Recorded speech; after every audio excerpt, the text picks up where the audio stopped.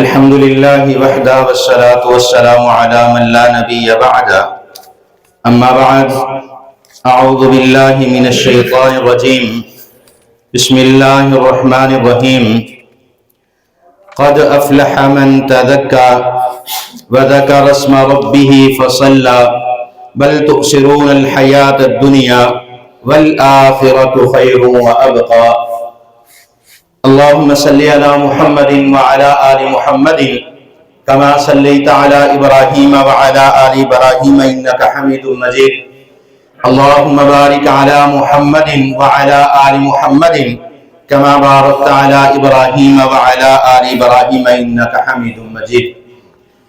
ہر قسم کی حمد و ثنا اللہ وحدہ لا شریک کی ذات کے لیے، کروڑہ درود و سلام امام الانبیاء جناب محمد رسول اللہ صلی اللہ علیہ وآلہ وسلم کی ذات اقدس پر. مختصر حمد و ثنا کے بعد آج کا دن یوم الفطر، عید الفطر کا دن ہے. نبی مکرم جناب محمد رسول اللہ صلی اللہ علیہ وسلم نے فرمایا کہ مسلمانوں کے دو خوشی کے دن ہیں، ایک عید الفطر اور دوسرا عید الاضحیٰ. ان خوشی کے ایام میں ہمیں اپنے رب کو، اللہ اور اس کے رسول کو بھولنا نہیں چاہیے. سیدنا علی المرتضیٰ رضی اللہ تعالیٰ عنہ، عید کا دن تھا، آپ سوکھی روٹی کے ٹکڑے جو تھے وہ چبا رہے تھے. کسی نے پوچھا اے امیر المومنین، آج جو عید کا دن، خوشی کا دن ہے، آج کے دن بھی آپ جو ہے وہ سوکھی روٹی کھا رہے ہیں؟ تو سیدنا علی المرتضیٰ رضی اللہ تعالی عنہ نے جو بات بیان کی، سیدنا علی فرماتے ہیں میرے لیے وہ دن عید کا دن ہوگا جس دن میری کوئی بھی نماز جو ہے وہ تکبیر اولیٰ سے نہیں رہے گی. رات جو رات گزری ہے، جس کو آپ چاند رات کا نام دیتے ہیں، اور اس رات میں ہم پورے رمضان کی عبادات کا بیڑا غرق کر جاتے ہیں. اس رات کو لیلۃ الجائزہ بھی کہا جاتا ہے، جائزہ کی رات، کہ آپ نے مسلسل ایک مہینہ ماہ سیام میں آپ نے مسلسل عبادات کے اندر وقت گزارا. لیکن جیسے ہی رمضان المبارک ختم ہوا، شوال کا چاند نظر آیا، ہم نے چاند رات کے نام پر گانے بھی سنے، ہم نے چاند رات کے نام پر عشاء کی نماز کو بھی چھوڑا، ہم نے چاند رات کی نام پر فجر کی نماز کو بھی چھوڑا، ہم نے چاند رات کے نام پر جو ہے ہم نے عبادات کو چھوڑا.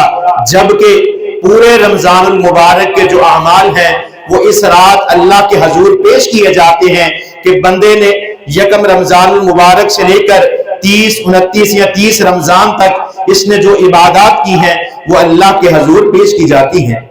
نبی صلی اللہ علیہ وسلم نے ہر سوموار اور جمعرات کا روزہ رکھا. اس کی وجہ کیا تھی؟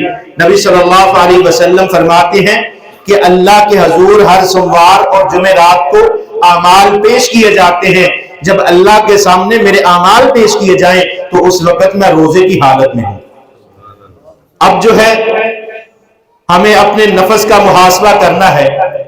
اللہ رب العالمین نے قرآن پاک میں ارشاد فرمایا قد افلح من تزکا، تحقیق وہ لوگ کامیاب ہو گئے جنہوں نے اپنے نفس کا تزکیہ کر لیا، جنہوں نے اپنے نفس کو پاک کر لیا. نفس کا پاک کرنا اللہ کی عبادات میں مشغول رہنا ہے. نفس کا پاک کرنا کامیابی اس بات میں ہے کہ آج عید الفطر کا دن ہے اور ہمیں عبادات کے اندر وقت جو گزارنا ہے.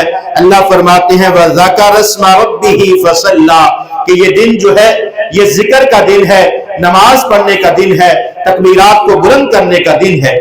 یہاں پر ایک بات کو میں عرض کرنا چاہتا ہوں. رات بھی مغرب کی نماز میں اس حدیث کو بیان کر چکا ہوں، جو لوگ موجود تھے وہ سن چکے، آپ احباب بھی سن لیجئے کہ رمضان المبارک گزرنے کے بعد اگر آپ کی عبادات میں کمی آتی ہے، اگر آپ کی نمازوں میں کمی آتی ہے، اگر آپ کی تلاوت میں کمی آتی ہے، اگر آپ کے ذکر و اذکار اور تسبیحات میں کمی آتی ہے، تو پھر جان لیجئے کہ آپ کی عبادات میں کہیں نہ کہیں رمضان المبارک میں کچھ کمی رہ گئی ہے. نبی صلی اللہ علیہ وسلم نے فرمایا کہ عبادات کی قبولیت کا کیسے پتہ چلتا ہے؟ جب آپ کوئی نیکی کریں، نیکی کرنے کے بعد آپ کا نیکی کرنے کو دل چاہے تو سمجھ لیجئے آپ کی عبادات کو قبول کر لیا گیا ہے۔ اگر آپ نے رمضان المبارک کے 30 روزے جو ہیں وہ رکھے ہیں، رمضان المبارک کے 30 ایام میں آپ نے نمازوں کا اہتمام کیا ہے، لیکن جیسے ہی شوال کا چاند نظر آیا تو آپ نے عبادات کو چھوڑ دیا، نماز کو چھوڑ دیا، تو پھر آپ کے رمضان المبارک کی عبادات میں کمیاں رہ گئی ہیں۔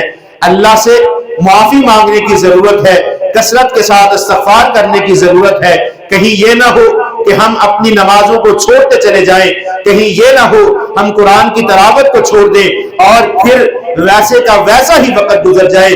نبی صلی اللہ علیہ وسلم نے فرمایا من صام رمضان ایمانا و احتسابا، یہ رمضان المبارک جو ہے یہ محاسبے کا مہینہ ہے، اپنے نفس کا محاسبہ کرنا ہے، اپنے نفس کو پاک کرنا ہے، اپنے دل کو صاف کرنا ہے، کسی کے ساتھ بغض نہیں رکھنا، کسی کے بارے میں نفاق نہیں رکھنا، منافقت نہیں رکھنی، جھوٹ نہیں بولنا۔